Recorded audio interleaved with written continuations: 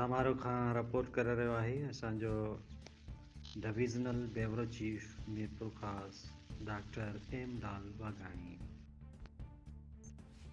Community group समारोह पारां जश्न ईद मिलादुन नबी सल्लल्लाहु अलैहि वसल्लम महफ़िल मौलूद जो प्रोग्राम करायो वियो, जंहिंमें मुस्लिम हिंदू भाइरनि जी कम्युनिटी शिरकत कई।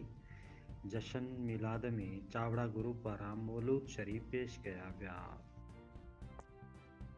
जश्न मिलाद में रोटरी इंटरनेशनल जे गवर्नर शकील अहमद कायमखानी, पुलिस खाते में DSP ऑफिस जे रेडर मीर खान सोलंगी, CSSP उमरकोट जे community coordinator Shakeel Chandio, community group समारोह जे सदर जनरल सेक्रेटरी ऐं ॿियनि पारां ॿिन्ही जहाननि जे सरदार आख़िरी नबी हज़रत मोहम्मद मुस्तफ़ा सल्लल्लाहु अलैहि वसल्लम शान ऐं ज़िंदगी ते ॻाल्हायो वियो। नबी करीम सल्लल्लाहु अलैहि वसल्लम जी सब्र, हमआहंगी, रवादारी वारी तलक़ीन ते रोशनी विधी वई। कम्युनिटी ग्रुप समारोह